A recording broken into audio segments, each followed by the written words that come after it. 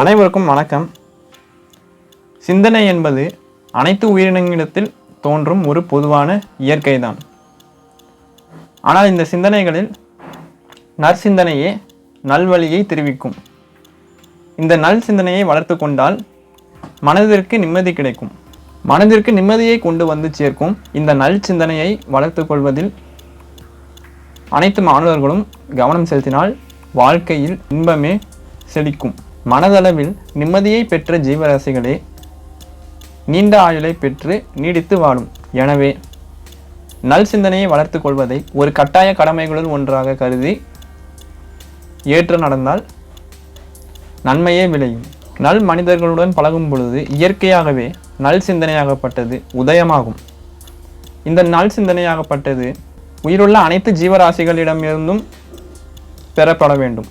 தனக்கு பிடித்த மற்றும் தன் திறனுக்கு ஒன்றின செயலை செய்யும் பொழுது இயற்கையாகவே நல் சிந்தனையாகப்பட்டது தோன்றக்கூடும். இந்த நல் சிந்தனையை எழுத்து வடிவில் கூட ஒரு மானுடரால் பெற முடியும். அது எவ்வாறு என்று கேட்டால், தனது சுற்றுப்புற சூழலில் நடக்கும் நிகழ்வுகள் அல்லது தனக்கே இயற்கையாக தோன்றும் எண்ணங்களை எழுத்து வடிவில் எழுதும் பொழுது இந்த நற்சிந்தனையாகப்பட்டது மென்மேலும் வளர்ந்து கொண்டே இருக்கும்.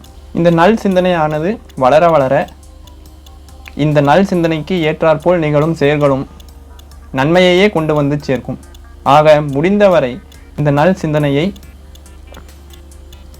ஏற்று நடக்கும் பழக்கத்தை ஒரு வழக்கமாக கொள்வது நன்மை பயக்கும். நிச்சயம் மகிழ்ச்சிதான் ஒருவர் வாழ்வில் பூரணத்துவத்தை கொண்டு வந்து சேர்க்கும். மேலும் ஆரோக்கியத்தையும் ஆயுளையும் கூட அதிகரிக்க இந்த மகிழ்ச்சியானது வழிவகை செய்யும். ஆக இந்த மகிழ்ச்சியையும் ஆரோக்கியத்தையும் கொண்டு வந்து சேர்க்கும் நல் சிந்தனையை மேன்மைப்படுத்தி ஏற்று நடப்பது போன்றதொரு நற்காரியம் இந்த அகிலத்தில் வேறேதும் இல்லை.